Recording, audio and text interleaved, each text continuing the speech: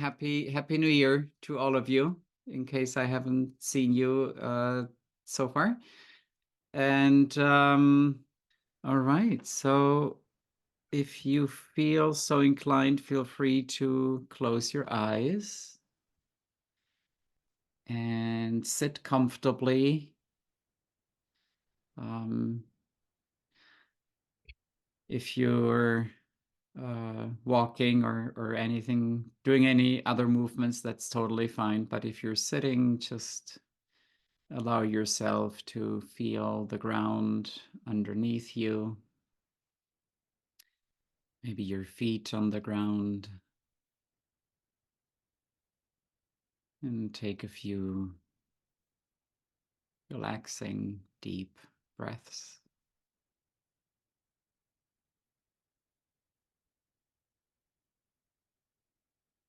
And deep means here not necessarily breathing in a lot of air, but more deeply into your body, into the diaphragm, letting your breath expand. And feel free to let your out breath be a sigh as well.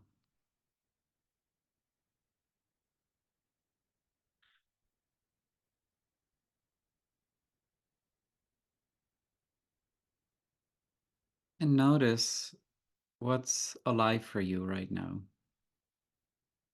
What's it like to be you in this moment? What's arising? Might be sensations in your body.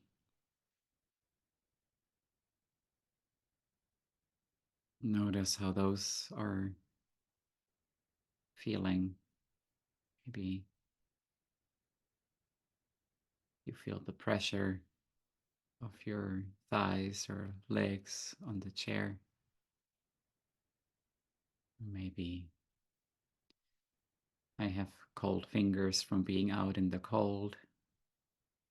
Whatever it is that you experience, just notice what's arising in your body.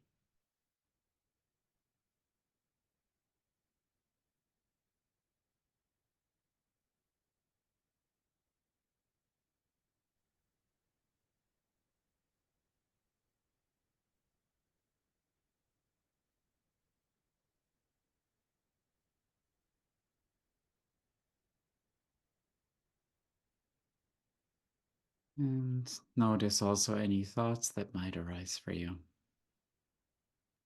Thoughts about the day that has passed. At least here in Europe, it's past. It might be a day ahead of you if you're on the other side of our beautiful planet.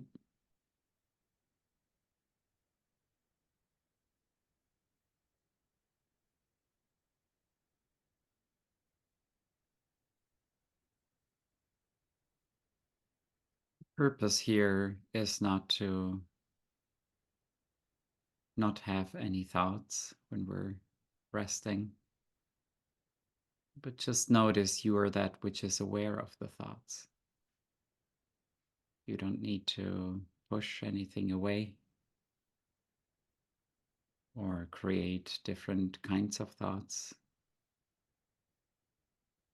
Resting as the spacious, open, aware intelligence that's at the basis of all thoughts. The awareness that is sensing our physical experience in our body.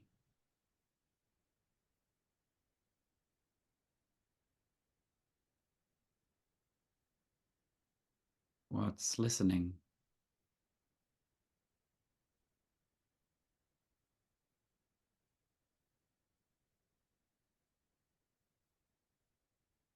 This is not a question to answer with our mind by thinking about it, but actually looking back at what's looking.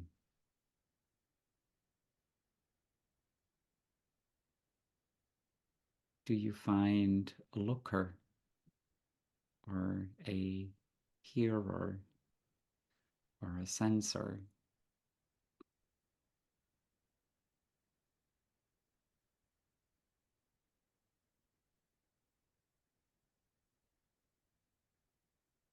If we investigate in this way, we can see that there is no thing there. We cannot really find anything when we look back at ourselves in this way.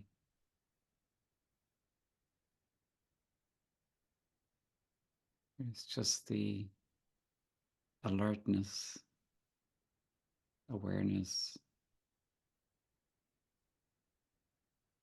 vivid wakefulness, like a mirror reflecting all the images impartially and only being recognizable due to the images.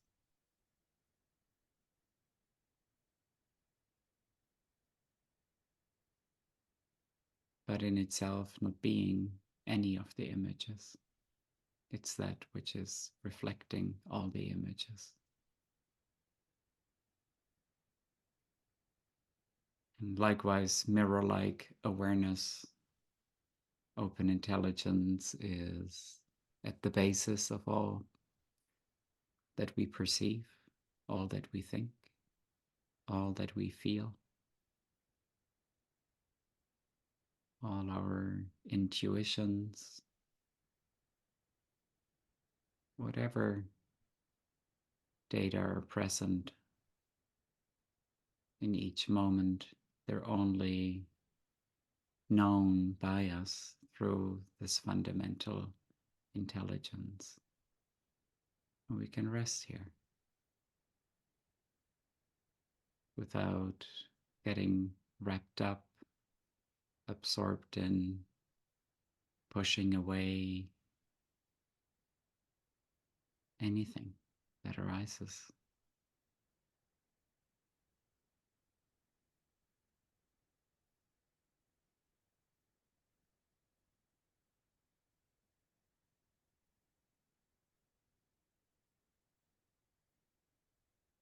And we can return to this essence of our being one moment at a time throughout our day. We don't have to sit in any special posture or do anything in particular or not do anything in particular. Just recognizing that this aware basic intelligence is always present. It's always the fundamental platform for this moment of our experience.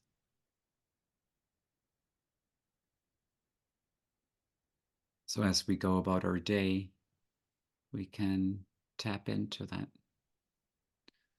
one short moment at a time. Much like many small pearls make a beautiful necklace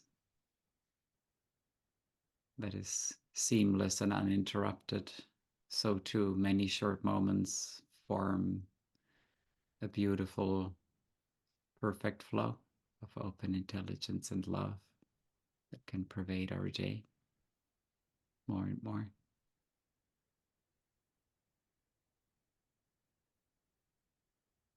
So as we end this guided meditation here, you can feel your toes and fingers. Stretch a little bit if you like.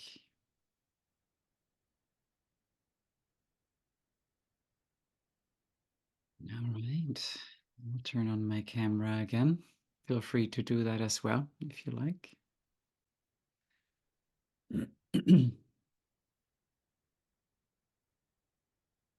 And before we get into, hi Nance, nice to see you.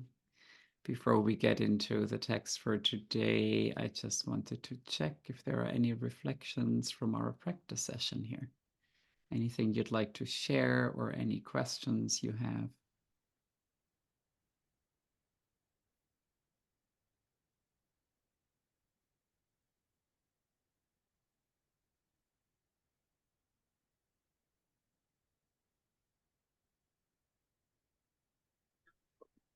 I have one question. Sure, Drake. Mm-hmm. Well, I mean, I agree. When you look back, you can't really see a person or a self or anything. So why add that extra layer of identifying with consciousness? Like, is it just to help you shift away from your concept of your personhood, or like,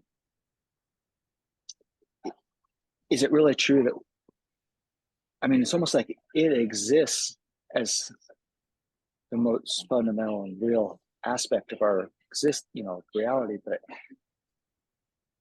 um, I'm not sure if it's correct to say I am that, because it always feels to me like when I say the word I'm referencing an individual. Mm. Um, but I'm okay with it. But I was just curious if you thought if it's actually, if it's like essential, or like if it's just kind of a convenience, like. Yeah, that's a good that's a great observation, a keen observation, I would say, because it really isn't necessarily about, it's not about creating a new identity and calling that, giving that a different name. It's more about, for many people, it's useful to use words to identify what we describe as open intelligence, right? Which I think is what you just called consciousness, and it's equally important as our practice progresses to also not try and stay as that as our new identity, but essentially just living life in the flow of everyday life without needing to identify with anything at all. But in that moment of seeing that we have fallen into absorption of descriptions, you could say, like we got engulfed in, to keep that metaphor, into the images of the mirror, it's just helpful to have a context that brings us back to rest as open intelligence, to rest as awareness. So whatever that might be for one is great. Like you know, for some people, it might just be more of an energetic remembering, like dropping into that sense of ease and relaxation and complete perceptual openness that doesn't really have a name or even an identification with anything. It is just being as that. So whatever really does that for you, so that you can relax the grip on data, on perception, on phenomena, is what the short moment would be then for you. Does that make sense? Is this helpful? Great, good. And I see, Liam, you've raised your hand. Thank you, Frank, by the way, for your comment there. I got a question while Frank was asking a question, and then you answered it, but I'm gonna ask it anyways. And it was what is the word for that being that seems to be witnessing everything else? And you said it's being as that. But I guess my question is like, is there like a one word that they use to describe this in your tradition? Well, the thing with words, and actually Rinpoche is really good with this, is she keeps calling it something different, because as soon as we give it any word, we'll have in our entire conceptual framework is coming back. And like I remember in the early days of sharing the teaching, I'm getting feedback from somewhere. I don't know where that might come from. Oh yeah, it was actually you. Perfectly. Feel free to unmute again. So she called it love, perfect love. But then, of course, we don't feel that having angry thoughts is love. So that term seems like it's exclusive of only the nice descriptions. So it's similar to when people speak, this is like maybe God or something like that, and then immediately our entire dictionary definitions and our experience and the cultural stuff that is associated around words like that is coming up. So similarly, awareness or consciousness is often we we learn that it's in our head. Like I'm conscious because of my brain.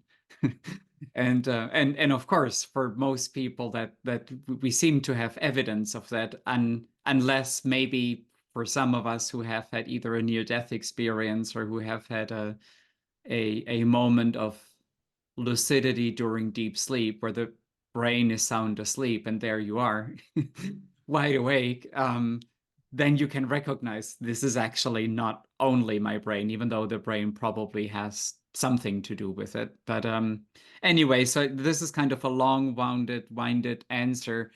In Dzogchen, typically there is a term called Rigpa, which is but then again, you need to have a Wikipedia page that explains you what Rigpa is. So you then go through the whole thing of basically looking for more descriptions. So the importance is that we have a felt direct experience of what it's like to be as that, which isn't one particular experience. That's I think the most. Yeah, it's like all the experiences can float by almost, and I can choose whether to interact with them. Thank you. Thank you for clarifying. You're welcome. My pleasure.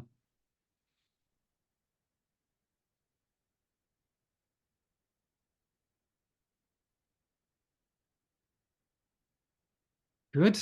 Then if that was the first round of questions, we have a teaching today that we thought is maybe a sweet one to read for us today. So Michelle, you can start anytime. Thank you, Jochen. Peace zone. This teaching gives instructions for resting as open intelligence.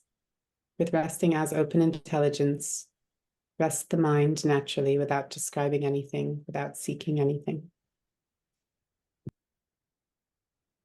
By And just allowing our mind and body to rest naturally and do not frenetically scatter all these data, thoughts, emotions, and experiences, then we are able to enter a peace zone. That's what we really are. We are a peace zone. The whole world of data that manifests is a peace zone, but not if we think it's a war zone. If we are convinced that it's a war zone, if we are convinced that there's any label that has meaning or significance in its own right, then we inch into the war zone. We have a choice. We have an absolute choice in every single perception to allow that datum to be a peace zone, to allow it to be as it is, at rest in the basic state, to manifest without truly existing. Very simple. And Wow. James, yeah, great.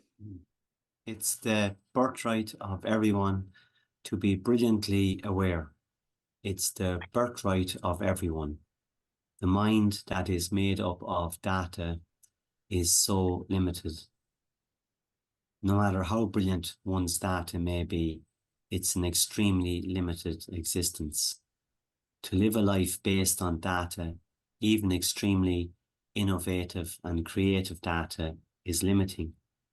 Whereas within the utter peace of open intelligence, there is a hidden mind that isn't based on data, and it isn't based on learning.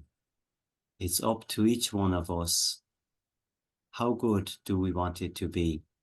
How good can we really allow it to be? That's what it is. It's as simple as that. If you're listening to the audio downloads or watching the videos on YouTube or coming to a meetup like this, we get familiar with our peaceful nature. For anyone who is committed to open intelligence, all the support is available here for gaining confidence in open intelligence. What we do is we simply acknowledge, we simply recognize our natural state. That's all that's occurring. Practically, it's as simple as datum appearing, and then initially we just choose the restfulness of everything as it is. The data rests in the basic state. It rests in the basic space of our own open intelligence. It's as simple as that. We choose the restfulness of the basic space of open intelligence rather than a story about the data. We don't follow after the story and try to show that the story really exists. We can't do anything else. The openness of open intelligence gradually brings the discovery of innate warmth towards others and the desire to be of benefit to them. We discover this by the power of relying on open intelligence, the one simple change that makes life easy. There is nothing else that need be done about data streams. All data are naturally clear. We rely on the power of open intelligence in our everyday life. Some people combine both approaches, short moments during one's daily life, but also listening to the downloads, reading the books, and participating in the trainings. All of these approaches are fine. Whatever works for you is perfect. And whatever is increasing your assurance in open intelligence is the right approach. If you're one of these people who can just listen to the talks and open intelligence becomes more and more obvious to you, and that's great. It all begins with recognizing open intelligence within yourself. Then you become convinced that open intelligence for everyone is possible. Short moments of open intelligence, repeated many times, become obvious and continuous. We choose for open intelligence to be obvious to us or not. Moment to moment open intelligence is the most important choice we will ever make. Open intelligence is complete perceptual openness in all experience. It is freedom in immediate perception rather than being focused on stories. The whole field of perception opens up in open intelligence to include all perceptions. We may find ourselves having a lot of thoughts and a lot of emotions, even very strong emotions that we could have never tolerated before we begin gaining confidence in open intelligence. Confidence is gained through instinctive recognition. It is not gained through thinking about open intelligence or through reasoning. It is gained by the direct perception that all data are inseparable from open intelligence. In resting as open intelligence, the obviousness of clarity and the joy of certainty become evident.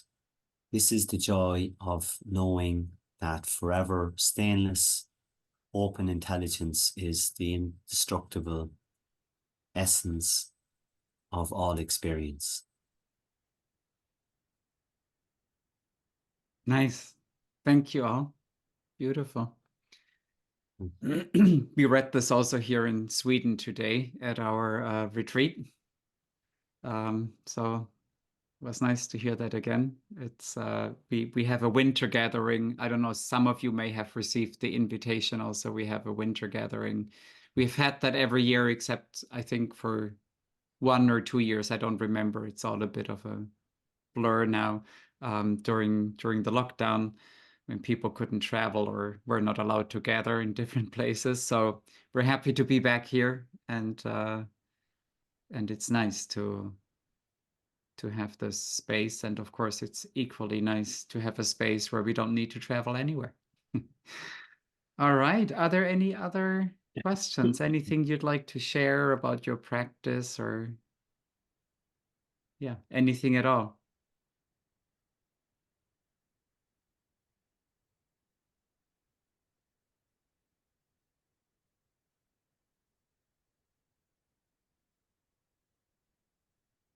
I had a question. Please. Is if I don't know if I heard that right, but I thought it was all datum is not other than open intelligence. It how do you understand that? Like practically, like yeah. Let me look for something. I think it's here. It is here. Yay. Okay.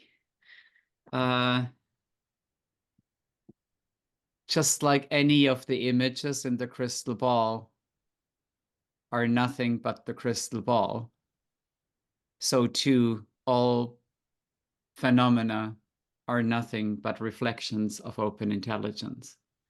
Of course, now in this case, you also see me, and you think, well, there is this guy that is reflecting, but just take the crystal ball as all as it is, and consider your mind as that crystal ball, your vast mind. It might be easier if you close your eyes and you visualize this crystal ball, and then within the crystal ball, all the images, they fill the entire crystal ball, but there is never anything in that crystal ball. The crystal ball, the entire expanse, every aspect of the crystal ball is remaining clear and pure and flawless, regardless of whatever flows through it. And we cannot find anything in there. So the actual substance, say the crystal ball is reflecting a beautiful scene, maybe delicious food or something really nice, so something that you really enjoy and brings a smile to your heart. And so in this reflection, there isn't really anything there. All there is the reflection of the crystal ball. The reflection wouldn't be obvious without the crystal ball. And when the next reflection comes, now imagine something really horrendous going on in the crystal ball. Also there, the crystal ball remains flawless and clear, and the image has no substance other than the crystal ball. And this is all we can say about our experience. You know, for all we know, this might be a dream. I might be an appearance in your dream. We don't really know. We can't prove anything. We can't prove that any of this exists. That's why even the brightest minds still speculate whether we live in a simulation. Something like the Matrix. There are actual scientists discussing this and how we could find out and what the computation power would need to be for that and all of that. So this comes back to this fundamental insight that we truly don't know. All we know is we're aware, and we're always aware of something. But that thing we can't find anywhere. And even scientifically, if we look into it and like say, I don't know, my hand, and then we look into the details of my hand, all we find is space and energy. Like the particles, you know, as they become smaller and smaller. And then you throw in some quantum theory into that, and then you don't even know if there is even a hand there. So it really is the most important about all of this is not so much to debate within ourselves whether all of this is fundamentally true, or if we can find, you know, maybe we can find a substance to things somewhere, but it's more about really going to the foundation of our human experience. And the easiest entry point to that I have found is with my thoughts and emotions. This is much harder with things that seem so solid, like humans and things on Earth. And so look for something like a thought. And where is that thought? What substance does it have other than the nature of mind? Look for something like, and then, you know, it gets a bit more, you might find more evidence for it existing if you look for like a conditioned emotional reaction, because you could say, well, that's for sure is in my brain. But then the actual experience of this,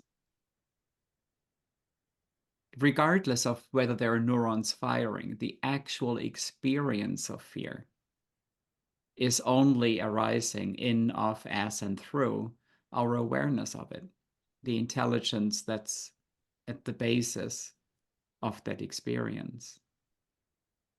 So ultimately, in any given moment, all we can truly say is, I'm aware, and there is always something happening. Whenever I look for that thing, I can't find it, and I just get into this chain of new perceptions and new data streams. But then that's awareness as that, so that the images are constantly changing in the crystal ball, but what forever remains is the flawless crystal ball. Did that answer your question, or is... Yeah, it does. And so that's why they say that it disappears without a trace, because each of those datums just is gone, and there's like no, you don't know where it went, and so it is kind. It's almost like a mirage or an illusion. It just, there's an appearance, and then it's gone. Right. And even if we have, sometimes we might be in this where we go through loops of different thoughts, even then it's always arising fresh and new. We might then describe that as, I've been depressed all day, or I always have this fear and it's the same fear. But if we really examine it without our conceptual idea, it's never the same. It's just, all we can say is this experience is fresh and new. Even though it does not look like that if we squeeze everything into a time-space continuum, which is another thought that we have. Yeah, you and your analogies are great. These are also metaphors we're using in some of the teaching texts and in some of the books. You may have come across those, like the mirage, a hologram, just seeing, or a rainbow appearing in sky that looks like, wow, this is amazing, it's so beautiful. But when you look for it, there is nothing, there is no rainbow there. Right? Yeah.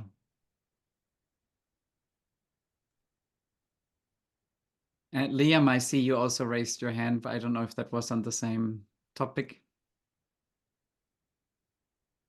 Yeah, I'm wondering if is kind of like a start question, if anything can exist outside of the perfect crystal ball of open intelligence.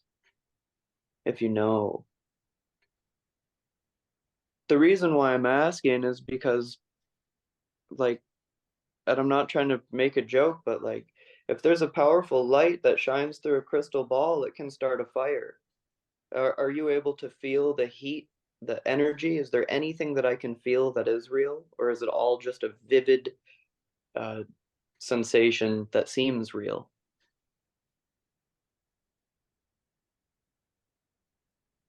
Can I have another analogy other than a crystal ball, please? Sure.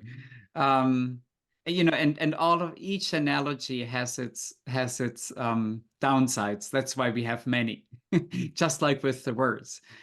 Do we have another? Michelle, do you have another analogy that pops into your head? The rainbow in the sky is coming to my mind, but I was reading an introductory text today, and I hadn't heard it quite like this somehow before, so it's always new, but like the colors in a rainbow. So I had previously been like loving that metaphor of the rainbow in the sky, inseparable. And today I heard it differently, like the colors in a rainbow. And I just found that very beautiful. Yeah.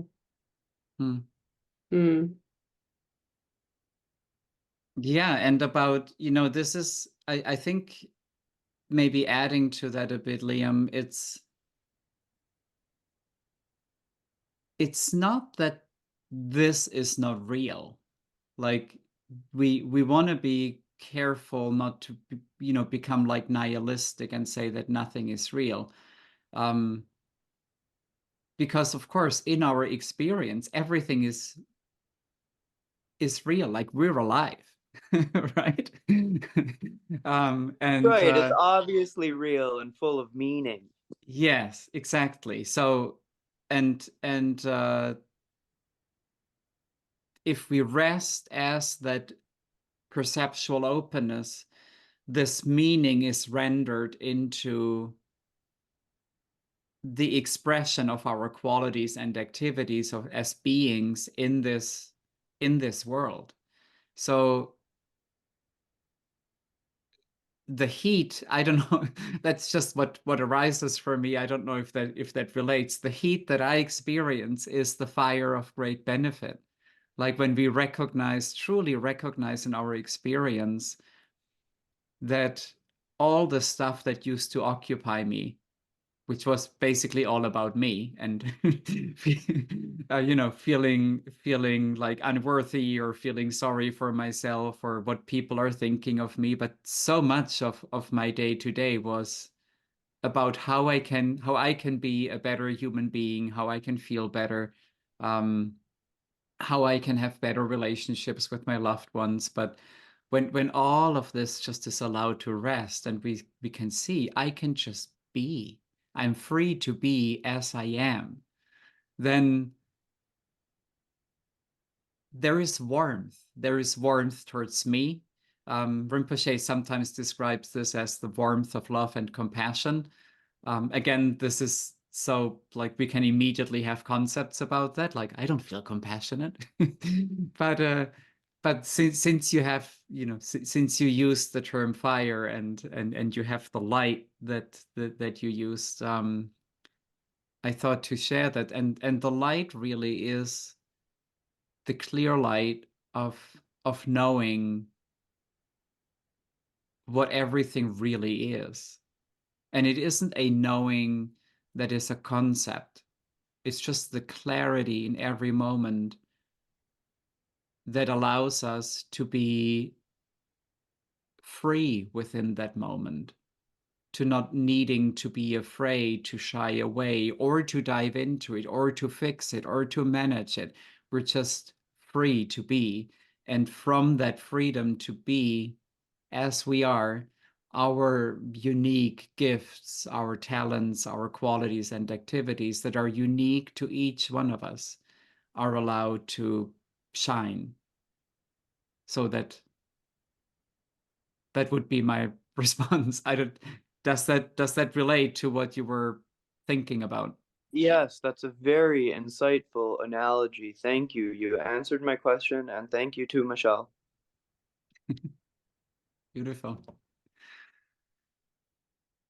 Good. This is fun. I love how you're exploring all these topics. Jochen, I thought if there's not another question, there's Yeah. one other thing that is really in my mind now. Please. That yeah, just and in the teachings, the line that's coming to mind is the dynamic energy of open intelligence. And so for me, that's just, when you shared that, Leon, I just thought about that and how the more that I'm practicing, the more I'm seeing that all the dynamic display is inseparable from open intelligence.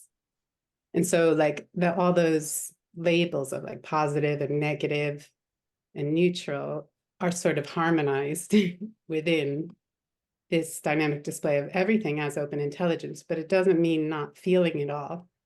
And for me, it's energy in the body, we can feel, strongly, and like that heat, maybe also for me, I'm just making that up now, that's my own. But I feel that dynamic energy of open intelligence, inseparable from open intelligence, all of the thoughts, emotions, sensations, equal and even as open intelligence, is another piece of this, of the many metaphors, like you said, Jochen, in the way, we can't capture it all in one metaphor, it seems. So it's really helpful having these different metaphors and exploring them. So thank you for that. Yeah. Thanks, Michelle.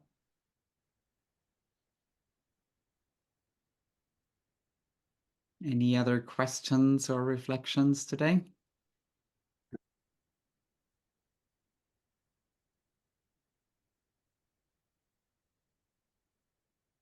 I just want to say that my mind is blown by the heat of compassion. I just want to say that because I'd never, that I've always had some wonderful insights about the crystal ball, or maybe even floating in the water, and you can't stop the reflection, just as I can't stop the sun from reflecting. But I've always wondered about the heat and the real vivid feeling of it. So thank you, and you did answer my question. Mm. That's beautiful. Mm-hmm.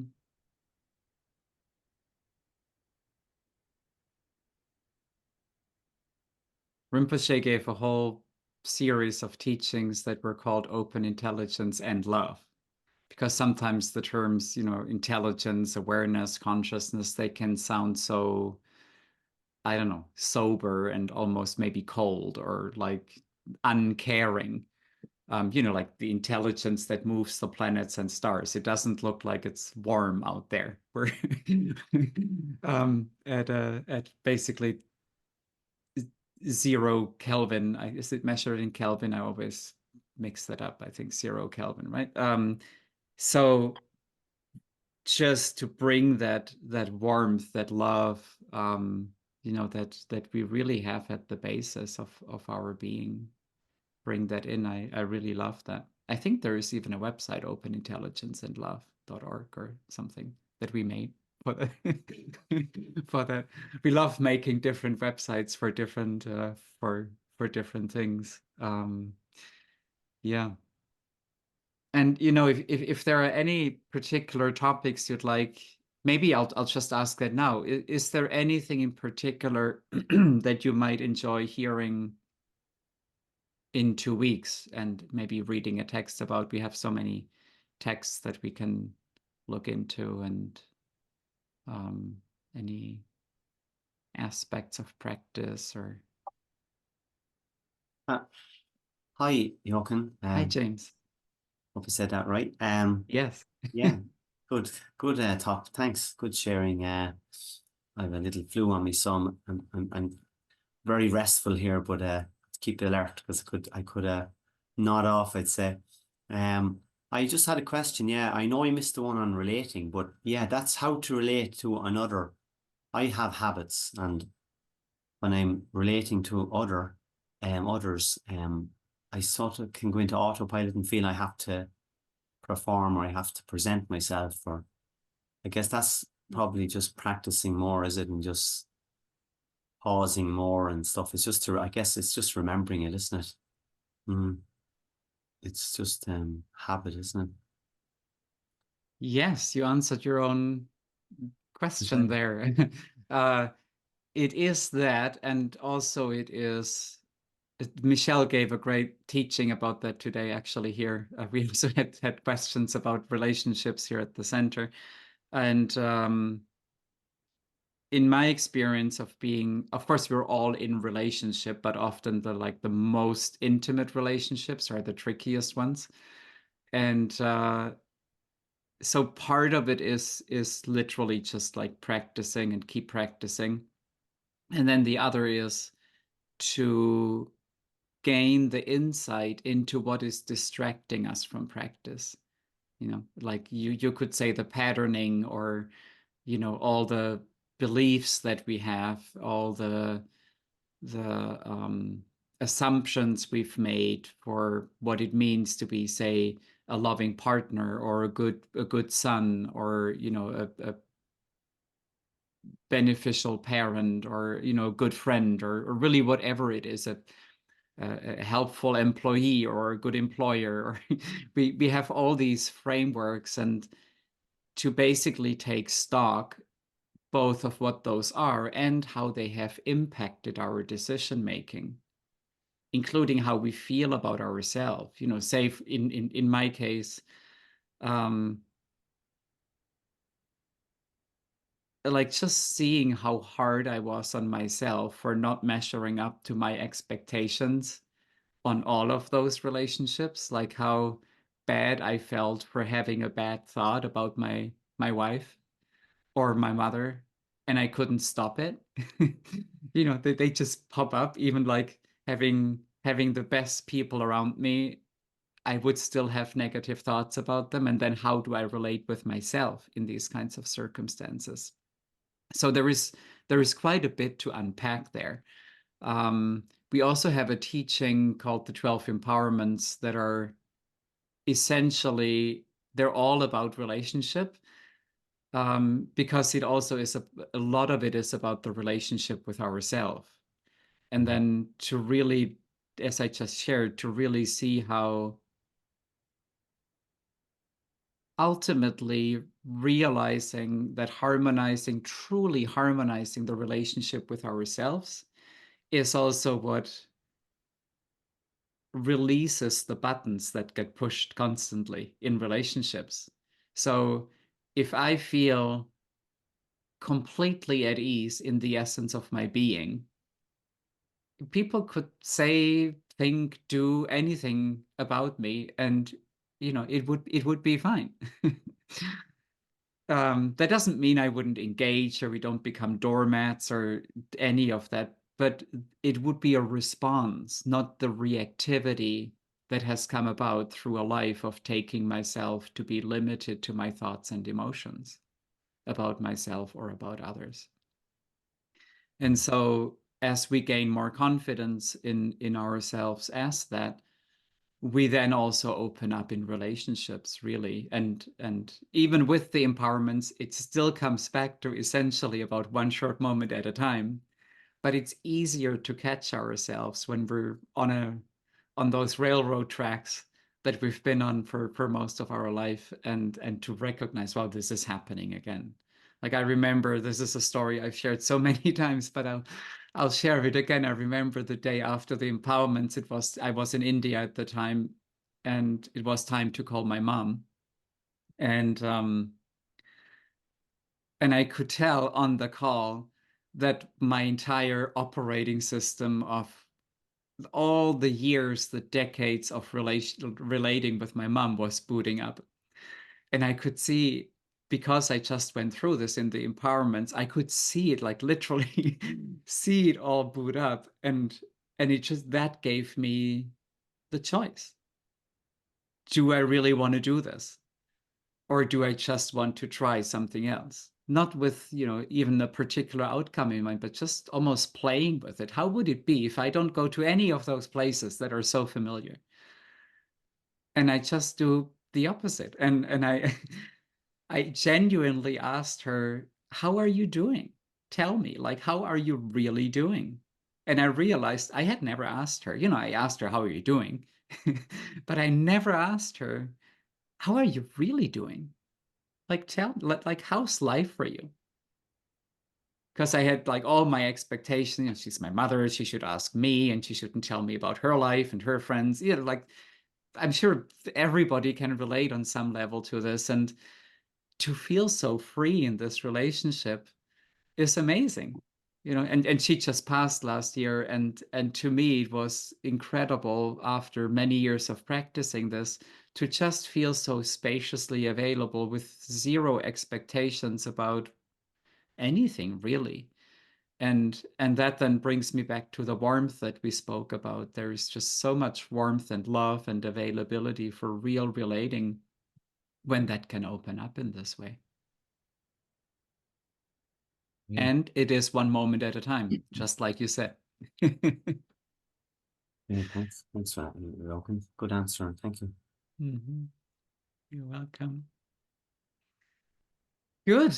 I'm mindful of time, and I would love to see you all again in 2 weeks. And if you do have any topics you'd like to hear about, any chapters from any books, we're happy to prepare that. Just maybe hit reply to the email you've received with the link for this, and then we'll weave that in. Good. Thank you all so much. This was fun and really beautiful. And thank you also, Michelle, for sharing today response to some of the questions here.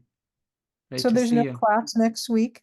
No, next week we'll be traveling to California. So unfortunately, we can't be here, but we will be then the week after, and no other travels in sight for a few months, so we should be pretty consistent then. Wonderful. Thank you. All Have a right. safe trip. Thank you. Have a good rest of your day everywhere. Thanks, guys. Lovely. Thank you for that. Take care, everybody. Bye. Peace. Thanks, See you in man. 2 weeks, guys. See you then. Bye. Bye. See Bye. you. Thanks, guys.